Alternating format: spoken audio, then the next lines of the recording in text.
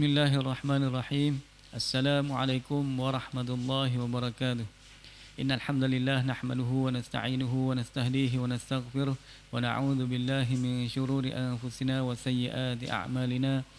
Man yahdihillahu fahuwal muhtadi wa man yudlil fala tajida lahu waliyyan mursyida. Asyhadu an la ilaha illallah wahdahu la syarika lahu wa asyhadu anna sayyidana Muhammadan 'abduhu wa rasuluh. Allahumma salli wa sallim ala sayyidina Muhammad wa ala alihi wa ashabihi wa man ihtada bihadihi wa istanna bisunnatihi ila yaumiddin. Rabbi syrah li sadri wa yassir li amri wahlul 'uqdatam min lisani yafqahu qawli. Subhanaka la 'ilma lana illa ma 'allamtana innaka antal alimul hakim wa la hawla wa la quwwata illa billahil aliyyil 'azim. Alhamdulillah, alhamdulillah, kita memanjatkan rasa syukur yang tidak terhingga kepada Allah Subhanahu wa taala kerana Allah melimpahkan kurnianya, nikmatnya, rahmatnya kepada kita sampai kepada hari ini 3 bulan Mei 2020 bersamaan dengan 10 Ramadan 1441 Hijrah. Alhamdulillah, alhamdulillah, kita dapat menjalani ibadat puasa. Kita dapat buka mata, celik mata pada hari ini dan menjalani ibadat puasa dan pelbagai kita semarakkan bulan Ramadan Al-Mubarak dengan pelbagai ibadat as-siyam wal qiyam dan juga qiraatil Quran. Alhamdulillah, alhamdulillah. Tuan-tuan muslimin muslimat yang dirahmati Allah sekalian,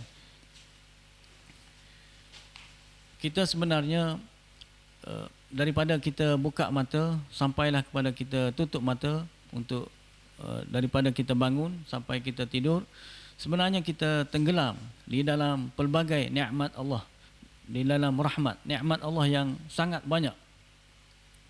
InsyaAllah hari ini kita akan berkongsi dengan tuan-tuan nikmat yang tidak disyukuri, diambil daripada, saya baca daripada buku ataupun kitab yang disusun dikarang oleh Syekhuna Dr. Abdul Basit bin Abdul Rahman, rahmat Allah yang tidak pernah terhenti.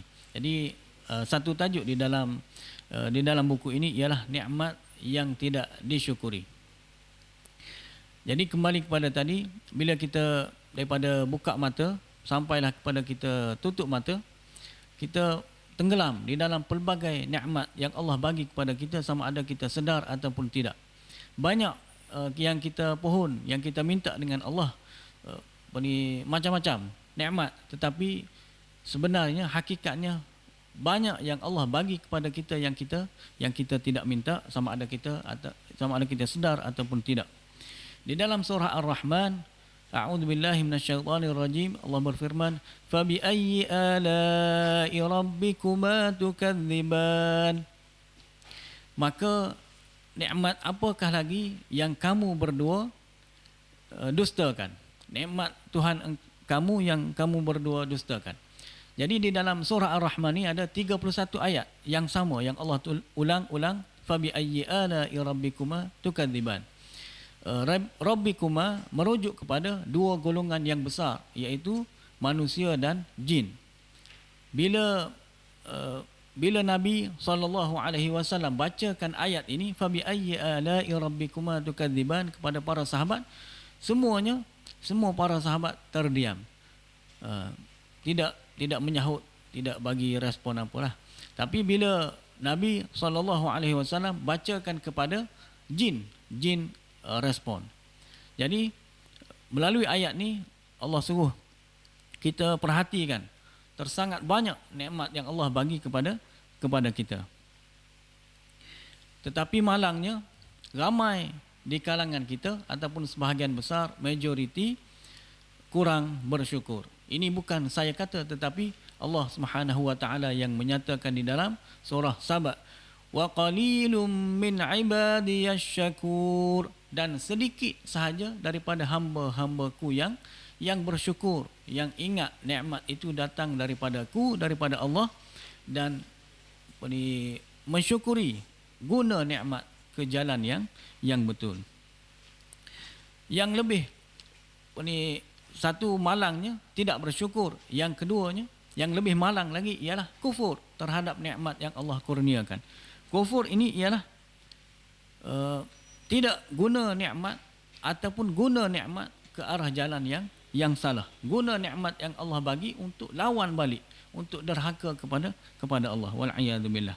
Sebagaimana yang kita tahu, setiap nikmat yang dikufuri, yang tidak disyukuri akan mengundang pelbagai bencana yang lain. Manakala kebaikan, nikmat yang kita dapat daripada Allah, kita gunakan untuk kebaikan, akan mendatangkan banyak lagi kebaikan-kebaikan yang lain. Seperti mana dosa, bila dilakukan satu dosa, akan menyebabkan ada akibat. Bila kita buat dosa, hati, jiwa kita akan jadi mati, jadi malas beribadat. Jadi ada banyak implikasi-implikasi yang buruk bila melakukan dosa. Bila melakukan kebaikan, pahala, akan ada implikasi-implikasi, kesan-kesan yang lebih baik. Jadi itulah kehidupan seorang anak Adam. Kita semua ni, kita hidup di atas dunia di antara syukur dan sabar. Syukur di atas segala nikmat yang Allah kurniakan, sabar di atas semua musibah, bala, ujian ketaatan, ujian kemaksiatan. Bila perkara yang diharamkan oleh Allah, maksiat, maka kita bersabar, tidak buat. Itu sabar di atas kemaksiatan. Bila kita melakukan perkara yang baik dan terpuji, setiap daripada kita memang kita sentiasa melakukan perkara yang ada daripada kita. Banyak kali kita melakukan perkara yang baik dan perkara yang terpuji. Tetapi dalam masa yang sama, kita sebagai manusia ni tidak terlepas daripada melakukan kesalahan, kesilapan dan juga dosa. Dan yang paling pentingnya ialah kita bertaubat, menyesal, dan kita berazam untuk tidak buat lagi dosa, kesilapan yang telah kita lakukan. Dan Allah memang sangat nakkan kita untuk bertaubat. Allah berfirman di dalam surah An-Nur, a'udzubillahi minasyaitonirrajim, wa tubu ilallahi jami'an ayyuhal mu'minuna la'allakum tuflihun. Bertaubatlah kamu semua kepada Allah, kembalilah kepada Allah, wahai orang-orang yang beriman, la'allakum tuflihun, mudah-mudahan kamu menjadi orang-orang yang mendapat kemenangan. Sebagaimana yang kita dah sebut sebelum ni, la'allakum, mudah-mudahan ni cakapan kita, semoga ataupun mudah-mudahan, tetapi bila datang daripada Allah, mudah-mudahan ini menjadi satu kewajipan ataupun satu kemestian. Bila kita bertaubat kepada Allah, mesti kita akan mendapat kejayaan, berjaya menjadi orang beriman, mukmin yang sebenarnya. Jadi di dalam buku ini, tuan-tuan boleh dapatkan buku ini untuk kita sedar, untuk kita perhatikan. Rahmat Allah ni sangat luas, dan kita juga perhatikan bencana. Disebutkan di dalam buku ini bencana di sebalik dosa yang kita lakukan, dan yang kita akan masuk pada hari ini ialah nikmat yang tidak disyukuri. Mungkin kita akan dapat kongsi beberapa nikmat yang sebahagian besar kurang mensyukuri nikmat-nikmat ini.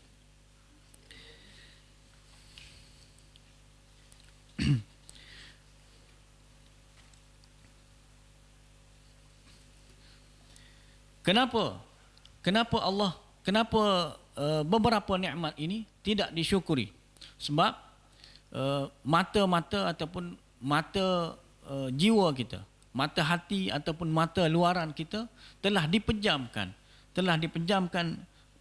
daripada ingat siapa yang telah memberikan nikmat-nikmat tersebut. Kita semua hanya bekerja, hanya sebagai perantara. Sebab daripada nikmat, contohnya mak, ibu dan ayah kita jaga kita, bela kita, bagi makan. Jadi kita pun ingat ibu dan ayah kita yang bagi makan.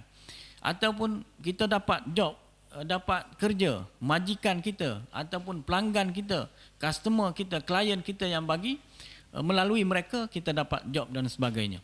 Maka kita tak nampak di sebalik itu Allah lah yang pemberi rezeki. Sebagaimana kita bangun setiap hari, kalau sebelum PKP ni, dalam keadaan kehidupan kita yang normal biasa sebelum ini, kita bangun pagi-pagi, kita ingat nak pergi kerja, kita semangat, jadi cergas untuk nak pergi kerja. untuk cari rezeki. Tetapi kurang ataupun sedikit orang yang bangun pagi-pagi, yang diajarkan oleh agama kita Islam, ingat dulu kepada Ar-Razzaq, iaitu pemberi rezeki. Ibu dan ayah kita, majikan kita, company kita, klien, customer kita, semua itu adalah yang berurusan ataupun yang bekerja. Tetapi hakikatnya yang memberi rezeki adalah Allah Subhanahu Wa Taala. Sebab itulah kembali kepada tadi, kita bangun pagi-pagi ingat kepada Ar-Razzaq yang memberikan rezeki kepada kita sebelum kita ingat kepada nak cari rezeki dan sebagainya. Jadi manusia ni hanya bekerja sahaja. Ini sebagaimana yang Nabi SAW telah nyatakan kepada kita di dalam sabda baginda yang direkodkan oleh Imam Al-Bukhari. Innama ana qasim wallahu yu'ti. Sesungguhnya aku hanya membahagi-bahagikan, tetapi Allah lah sebenarnya, hakikatnya Allah lah yang memberikan rezeki itu kepada kita.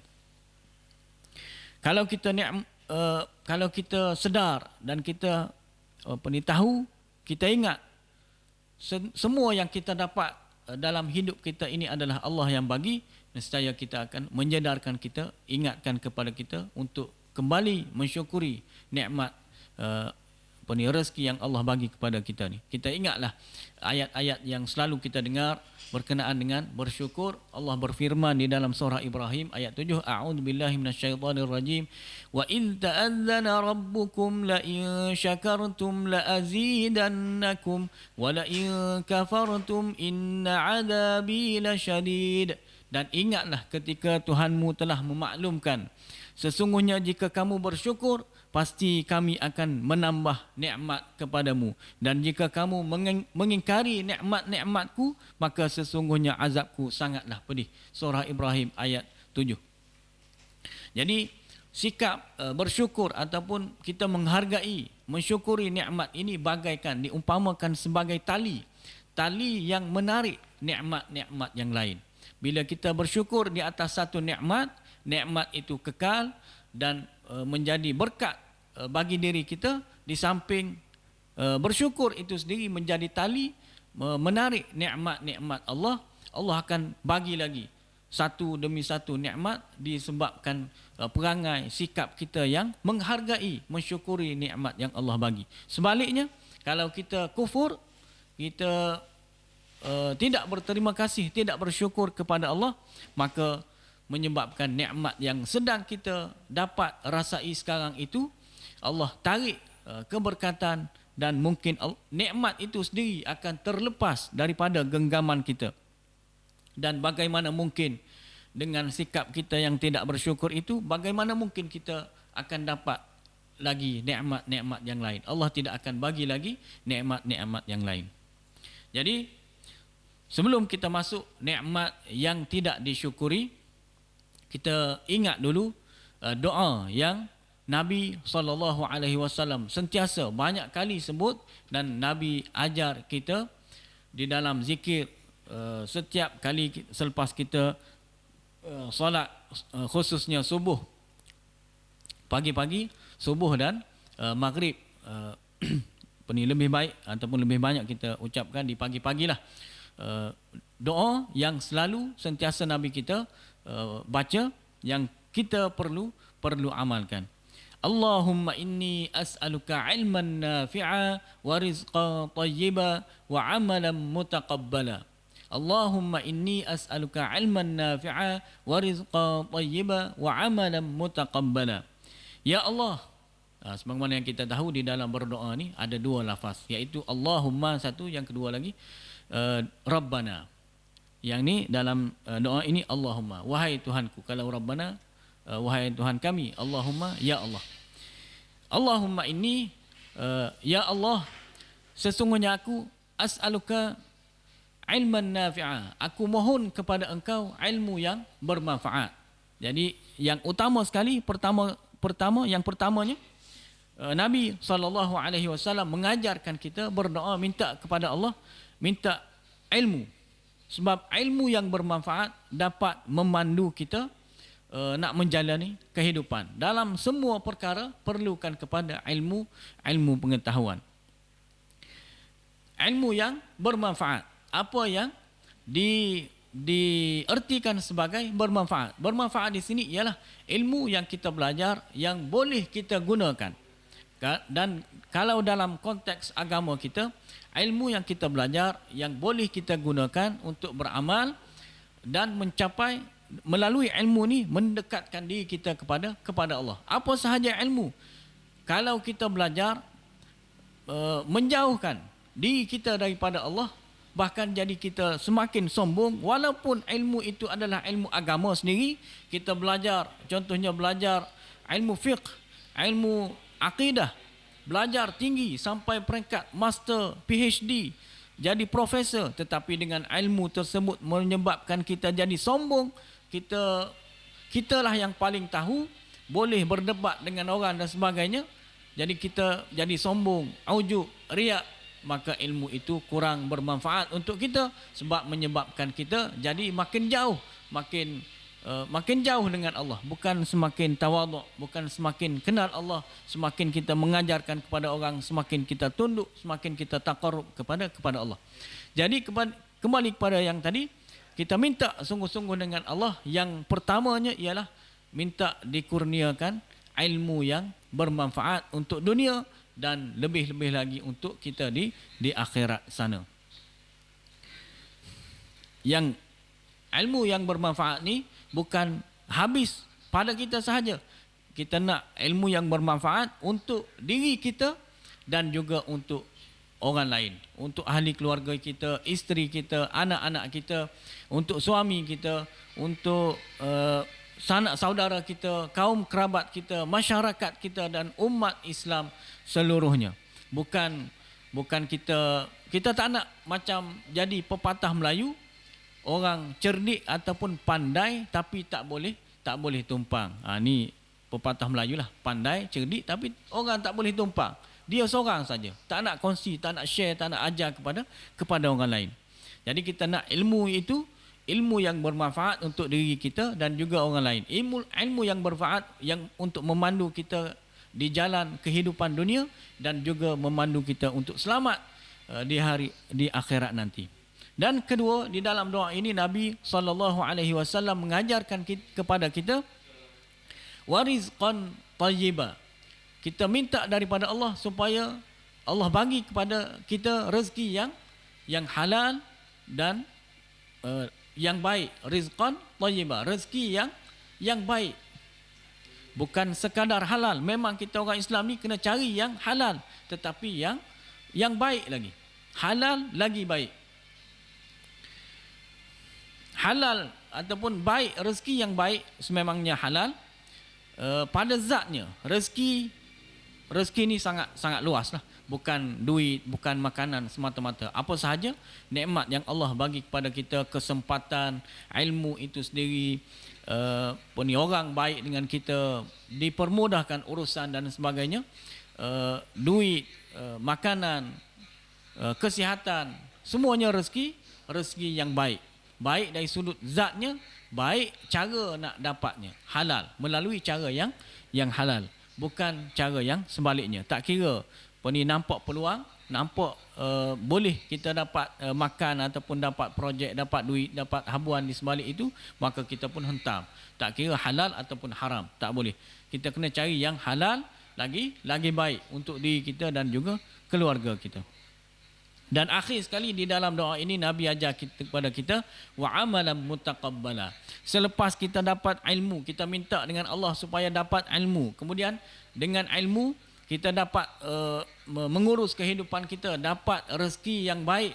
Dan bila ada dua-dua ni, yang akhirnya wa amalan mutaqabbala. Semestinya melalui ilmu, dengan rezeki yang kita dapat, kita beramal, kita berusaha, kita melakukan ibadat khusus, ibadat umum.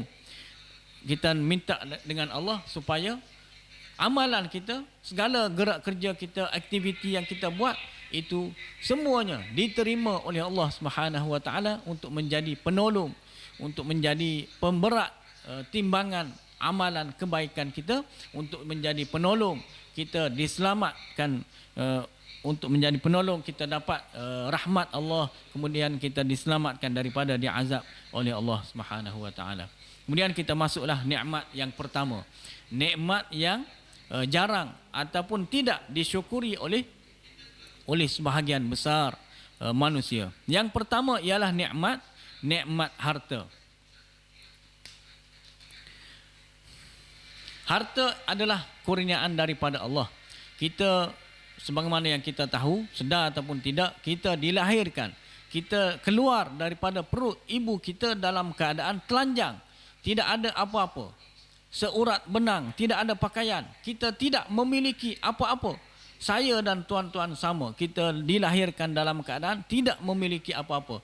Kemudian kita besar menjadi baby, kanak-kanak, remaja, kemudian kita jadi pemuda, dewasa, sampai ke umur kita sekarang, kita dah ada sedikit-sedikit harta, pakaian, duit, makanan, rumah, kereta dan sebagainya. Semua harta itu adalah sebenarnya hakikatnya kurniaan daripada Allah. Bukan sebab kita berusaha, tetapi yang memberi, hakikatnya yang memberikan kepada kita macam-macam yang harta yang kita ada sekarang, aset-aset yang kita ada, itu adalah pemberian kurniaan daripada Allah Subhanahu wa taala.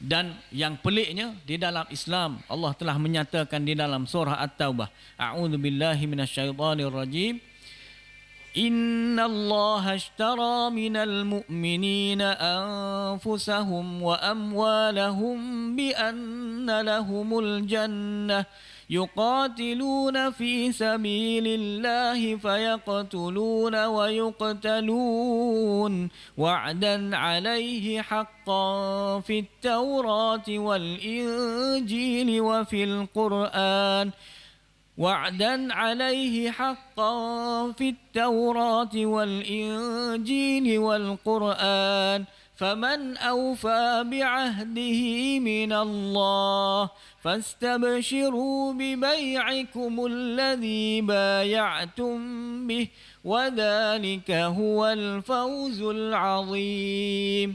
Dalam surah At-Taubah ayat 111. Sesungguhnya Allah telah membeli dari orang-orang yang beriman diri, jiwa-jiwa mereka dan harta benda mereka dengan balasan bahawa mereka akan beroleh syurga disebabkan mereka berjuang pada jalan Allah. Maka di antara mereka ada yang membunuh dan ada yang terbunuh. Balasan syurga yang demikian sebagai janji yang benar yang telah ditetapkan oleh Allah di dalam kitab-kitab Taurat, Injil dan juga Al-Quran. Siapakah lagi yang lebih sempurna janjinya daripada Allah? Oleh itu bergembiralah dengan jualan yang kamu jalankan, jual belinya, dan ketahuilah bahawa jual beli yang seperti itu adalah satu kemenangan yang besar. Allah bagi tahu kepada kita sesuatu yang pelik.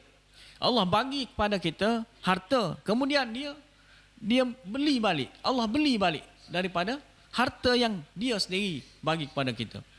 Biasanya, sepatutnya kita yang buat harta, kemudian kita jual kepada Allah. Tetapi ini menunjukkan rahmat Allah itu sangat luas. Allah bagi kepada kita harta. Allah yang bagi kepada kita harta. Kemudian Allah nak beli harta yang dia bagi kepada kita, dan bila kita serahkan bagi harta yang ada jadi milik kita sementara ni, sebenarnya milik Allah, kita bagi kepada Allah, Allah beli, Allah akan balas balik dengan syurga. Bayaran yang sangat mahal. Allah beli harta yang dia bagi kepada kita, Allah bayar dengan syurga. Syurga ni memang sangat mahal. Dalam kes ni kita nak bawa dibawa oleh Al-Musannif hafizahullah, Syekhuna Dr. Abdul Basit membawakan kepada kita kisah yang boleh menjadi sumber inspirasi kepada kita, iaitu kisah Sayyidina Uthman. Sayyidina Uthman merupakan khalifah yang ketiga dan menantu Rasulullah sallallahu alaihi wasallam, antara sahabat Rasulullah yang agung. Sayyidina Uthman ni telah membeli syurga sebanyak 2 kali. Yang pertama, Saidina Uthman ni seorang yang pandai berniaga. Jadi sahabat Nabi ni daripada pelbagai latar belakang. Ada yang ada kebun sebagai pekebun, mempunyai kebun kurma yang besar, yang luas. Ada yang peniaga. Jadi Saidina Uthman ni orang yang kaya, yang pandai berjual beli, pandai tawar menawar. Jadi Rasulullah sallallahu alaihi wasallam telah menyatakan di dalam sabda baginda yang direkodkan oleh Imam Al-Hakim di dalam Al-Mustadrak, yang mana maksudnya hadis ini diriwayatkan oleh Abu Hurairah radhiyallahu anhu. Sayyidina Uthman bin Affan telah membeli syurga daripada Rasulullah sallallahu alaihi wasallam sebanyak 2 kali. Kali yang pertama apabila beliau membeli perigi bi'r, perigi Ar-Rumah, nama telaga tu, nama perigi itu. Dan kali kedua apabila beliau membiayai pasukan Usrah waktu susah di dalam peperangan Tabuk, peperangan yang terakhir sekali. Jadi dinyatakan di dalam hadis ini 2 kali Sayyidina Uthman bin Affan membeli syurga, diumpamakan sebagai membeli syurga dengan Rasulullah sallallahu alaihi wasallam. Yang pertama, Rasulullah sallallahu alaihi wasallam di dalam sabda baginda, Rasulullah menawarkan kepada para sahabat, wahai sahabatku, hadis riwayat Imam Muslim, wahai sahabatku, siapa sahaja di antara kamu yang menyumbangkan hartanya untuk membeli perigi ini, perigi Ar-Rumah, lalu menyerahkannya kepada muslimin, kaum muslimin, maka dia akan mendapat syurga Allah Subhanahu wa taala. Perigi Ar-Rumah ni asalnya milik seorang Yahudi di Madinah. Jadi bila orang Islam, muslimin, Ansar, Muhajirin berada di Madinah, susah untuk mendapatkan sumber air bersih. Hanya satu-satunya sumber air bersih pada ketika itu di Madinah ialah telaga ataupun perigi Ar-Rumah. Jadi perigi ini dimiliki oleh Yahudi, maka nak mendapatkan air kena beli daripada Yahudi. Beliau tidak membenarkan kaum muslimin untuk mengambil air daripadanya melainkan dengan bayar. Kalau tak bayar tak boleh. Jadi bila dengar tawaran daripada Nabi sallallahu alaihi wasallam sedemikian rupa, maka Sayyidina Uthman segera pergi jumpa dengan Yahudi. Maka Sayyidina Uthman pandai negotiate, pandai buat tawar menawar dengan Yahudi. Yang bijaknya Sayyidina Uthman, dia tak nak beli perigi. Peringkat awal dia guna uslub ataupun cara pendekatan, dia berunding dengan Yahudi. Dia minta bukan beli perigi, tetapi beli hanya separuh sahaja. Kemudian peliklah Yahudi, bagaimana nak beli perigi kalau nak beli separuh? Kalau kita fikir secara logik, separuh macam mana nak belah ataupun nak bahagikan perigi telaga ni separuh, takkan nak sekat di tengah-tengah. Tapi separuh yang dimaksudkan oleh Sayyidina Uthman di sini ialah dibahagikan hari. Hari ni hari engkau, esok adalah hari aku. Itu yang dimaksudkan dengan separuh. Jadi Sayyidina Uthman bayar separuh pun Sayyidina Uthman tawarkan dengan harga yang tidak mampu ditolak oleh Yahudi pada ketika itu, iaitu 12,000 dirham. Bukan 12,000 ringgit kita sekarang, tapi 12,000 dirham. Pada masa tu 12,000 dirham ni memang sangat tinggilah. Jadi tidak dapat ditolak. Yahudi terus setuju dan memang berpakat bagilah. Yahudi pun bagi separuh tu, maksudnya ada satu hari adalah milik Sayyidina Uthman. Maka pada hari milik Yahudi, pada hari milik Sayyidina Uthman bagi tahu kepada sahabat-sahabat yang lain kaum muslimin untuk ambil air daripada perigi tersebut pada hari yang Sayyidina Uthman punya, ambil free, semua boleh ambil. Tetapi keesokan hari yang menjadi milik Yahudi, hari milik Yahudi, maka kena beli, kena bayar. Tetapi orang sahabat-sahabat muslimin dah ambil air yang mencukupi untuk 2 hari. Jadi hari Yahudi memang tidak ada orang muslimin yang pergi ambil dah. Jadi dia jadi rugi. Maka kemudian bila rugi, Sayyidina Uthman pun pergi sekali lagi, masuk jarum, pergi sekali lagi, jumpa Yahudi, minta beli semua sekali. Jadi minta beli yang separuh lagi. Separuh lagi pun Sayyidina Uthman menawarkan dengan harga yang tinggi, iaitu 8.000 dirham. Daripada dia tidak ada sale, tidak ada orang yang beli hari dia, maka lebih baik dia jual. Maka Yahudi pun bersetuju jual kepada Sayyidina Uthman. Maka perigi ar-rumah milik Sayyidina Uthman sepenuhnya, dan dia bagi kepada untuk kaum muslimin, sahabat-sahabat, untuk mengambil air secara percuma. Boleh kita tengok lagi perigi ar-rumah, semua sudah di pagar lah, di Madinah. Kemudian kali yang kedua, Sayyidina Uthman membeli membeli syurga daripada Rasulullah sallallahu alaihi wasallam. Diumpamakan sebagai membeli syurga ialah pada ketika peperangan Tabuk. Kalau kita nak tahu cerita pasal Tabuk ini, kita baca, kita tadabbur, kita hayati surah At-Taubah. Peperangan Tabuk ini jauh daripada tempat peperangan Tabuk itu jauh daripada Madinah. Perjalanan yang sangat jauh. Kemudian ketika disyariatkan kena pergi keluar untuk berperang Tabuk ini, pada waktu itu kurma sedang masak harum, sedang masak lah. Jadi ramai para sahabat ni yang memiliki kebun-kebun kurma. Kemudian waktu itu adalah waktu yang sangat panas. Perjalanan yang jauh, pada ketika itu kurma-kurma sedang masak dan cuaca yang sangat panas.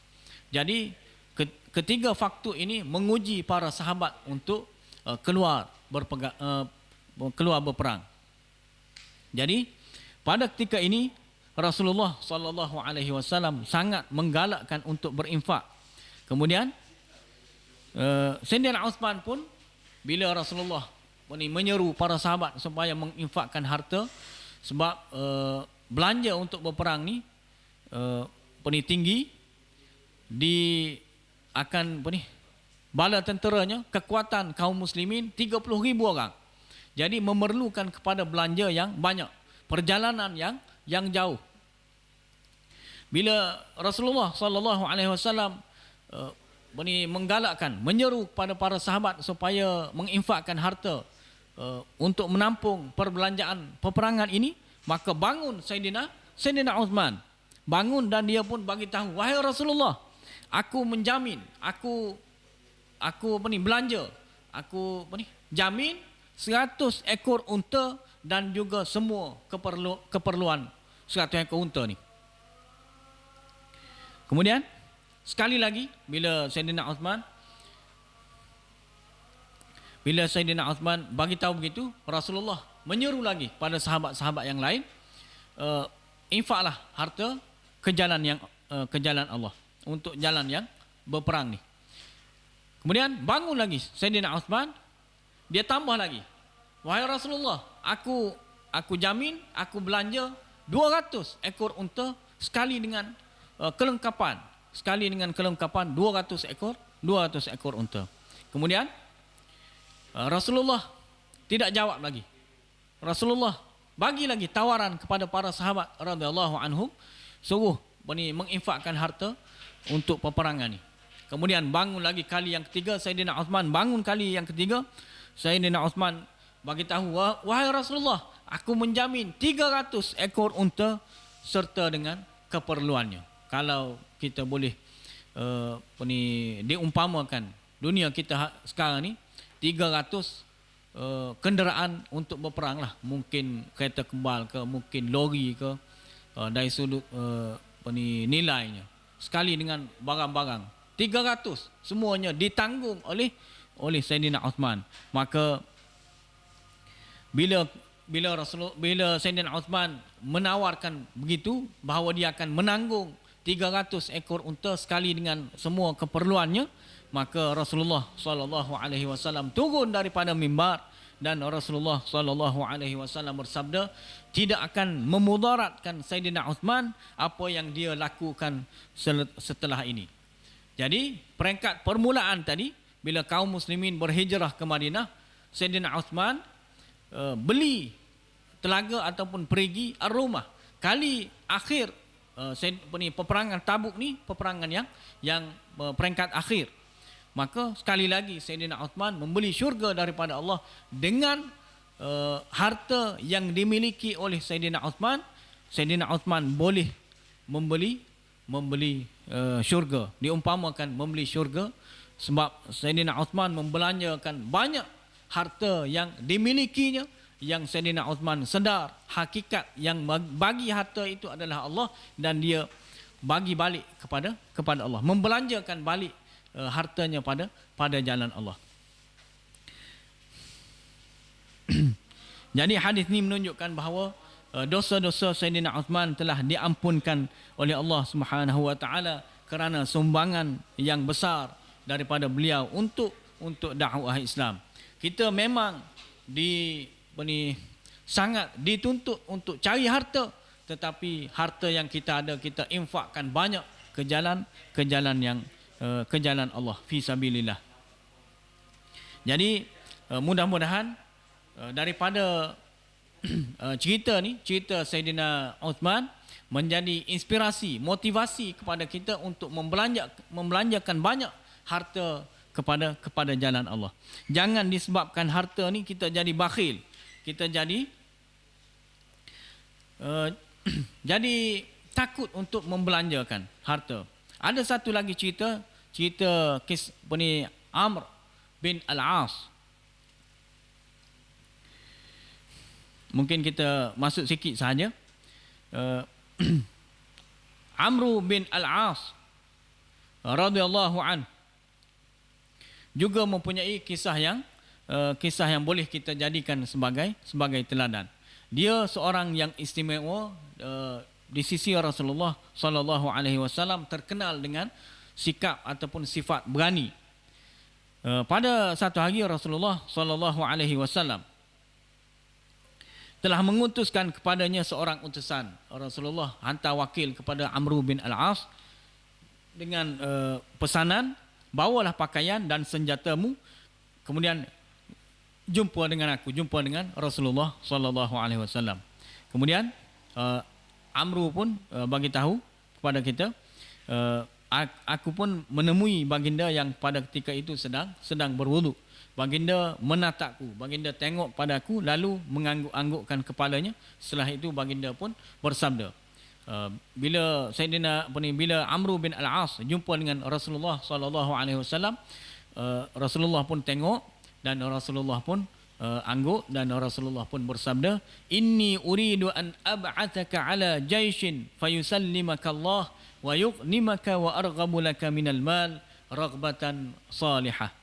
Sesungguhnya Rasulullah pun bagi tahu hajatnya, tujuan Rasulullah panggil Amr bin Al-As ni, sesungguhnya aku hendak mengutusmu untuk pergi berperang bersama dengan satu pasukan berperang, dan semoga Allah menyelamatkanmu, memberikan kepadamu ghanimah, harta rampasan perang, dan aku berharap engkau mendapat harta yang baik.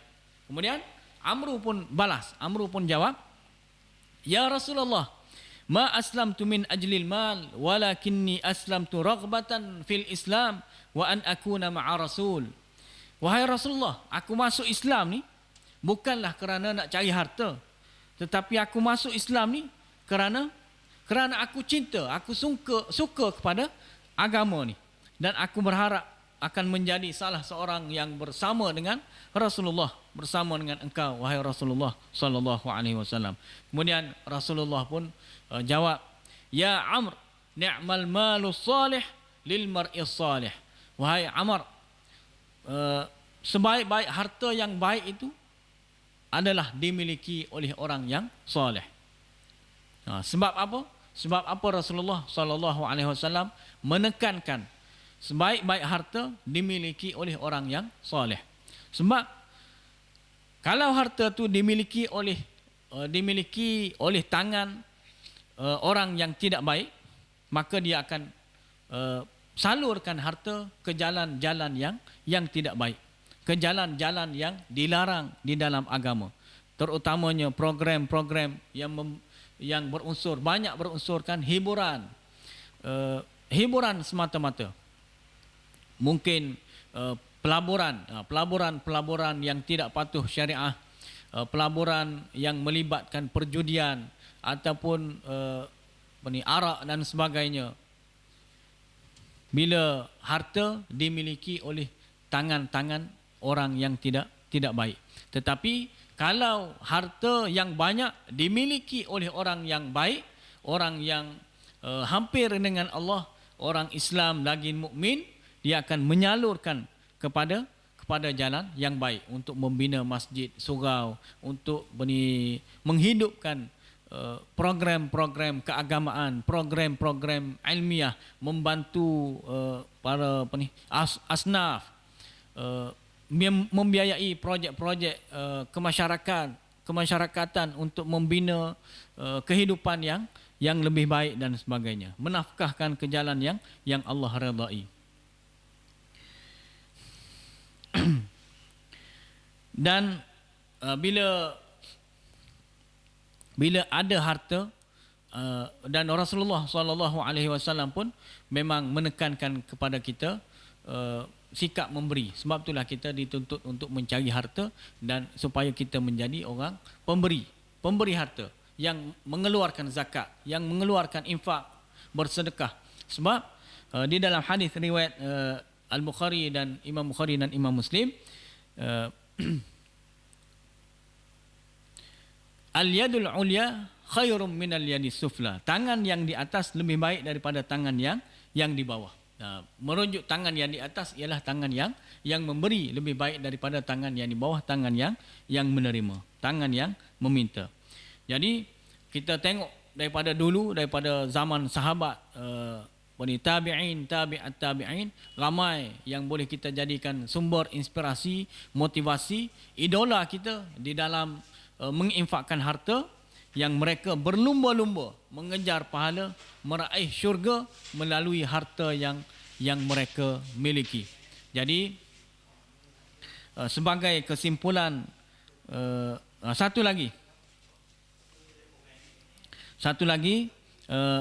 sebagai akhirnya, kisah yang boleh kita jadikan motivasi dengan harta yang kita miliki ialah hadis yang diriwayatkan, cerita daripada Aisyah radhiyallahu anha, bahawa pernah pada satu hari keluarga Rasulullah sallallahu alaihi wasallam menyembelih seekor kambing. Kemudian kambing yang seekor tu pun semua diagih-agihkan. Sebagaimana yang kita tahu, sikap Rasulullah ni, lebih-lebih lagi dalam bulan Ramadan, diumpamakan sebagai angin yang kencang. Sikap dermawan Rasulullah sallallahu alaihi wasallam. Rasulullah ni sangat bimbang kalau ada harta yang tidak diagihkan. Jadi dalam cerita ni, keluarga Rasulullah sembelih seekor kambing, kemudian semuanya diagih-agihkan. Kemudian Rasulullah sallallahu alaihi wasallam tanya Aisyah radhiyallahu anha, wahai Aisyah, ada lagikah yang tinggal daripada daging kambing tu? Aisyah pun jawab, tak ada. Semua dah, tak ada dah yang tersimpan, kecuali hanya bahagian bahu kambing sahaja yang tersimpan. Kemudian Rasulullah pun membetulkan mindset Aisyah radhiyallahu anha. Sabda Rasulullah sallallahu alaihi wasallam, sepatutnya begini, Aisyah sepatutnya kena bagi tahu begini, kena cakap begini, semuanya telah kita simpan, cuma yang kita tak simpannya hanya bahu itu sahaja. Bukan yang tadi Aisyah jawab, semuanya dah diagihkan, kecuali yang tersimpan untuk bahagian kitanya hanya bahagian bahu saja. Jadi Rasulullah betulkan balik, semua kita simpan, yang adanya, yang kita tak simpan lagi hanyalah bahagian bahu. Simpan di sini, yang diagihkan kepada orang fakir miskin ialah kita simpan untuk bahagian kita di akhirat nanti. Kerana masa depan orang beriman ni bukan kita fikir masa depan untuk 10 tahun, 20 tahun akan datang, tetapi melangkau, menjangkau yang lagi jauh, iaitu masa depan orang beriman ialah masa depan di hari akhirat kita. Itulah masa depan kita. Jadi mudah-mudahan beberapa cerita, beberapa kisah yang kita kongsi kepada tuan-tuan pada hari ini menjadi motivasi untuk kita menginfakkan banyak lagi. Kita dah banyak menginfakkan harta kita ke jalan Allah, tapi kita jangan sayang lagi, jangan kedekut lagi. Kita banyak lagi bagi infakkan harta kita kepada jalan Allah, sebab Allah dah nyatakan di dalam surah At-Taubah tadi, Allah beli jiwa dan juga harta-harta kita, dan Allah akan bayar dengan syurga. Kita tak nak harta yang kita miliki menjadi fitnah, menjadi musibah kepada kita yang akan menjerumuskan kita ke dalam neraka. Jadi itulah sedikit perkongsian buat sebagai motivasi, lebih-lebih lagi di dalam kita di dalam bulan Ramadan, lebih lagi kita menginfakkan harta kita, keluarkan zakat, bayar zakat yang banyak tu, zakat perniagaan, zakat pendapatan, zakat pelbagai lagi, dan juga zakat fitrah. Dan juga kita banyak bersedekah menginfakkan harta kita, tolong orang tu, tolong di jalan Allah, tolong masjid, membina pusat tahfiz, sekolah-sekolah agama ataupun sekolah yang biasa dan sebagainya. Sebanyak mungkin kita keluarkan harta kita, membantu orang. Mudah-mudahan di sebalik sumbangan kita keluarkan harta kita, Allah akan masukkan kita ke dalam syurga yang tidak ada tolok bandingnya, yang tidak mampu kita imagine, tidak mampu kita bayang nikmat yang sangat sedap, sangat mahal di dalam syurga nanti. Itu sahaja. Mudah-mudahan ibadat saya dan juga ibadat tuan-tuan dalam bulan Ramadan ini diterima oleh Allah Subhanahu wa taala. Aqul qauli hadza wa astaghfirullahal azim li wa lakum. Wassalamualaikum warahmatullahi taala wabarakatuh.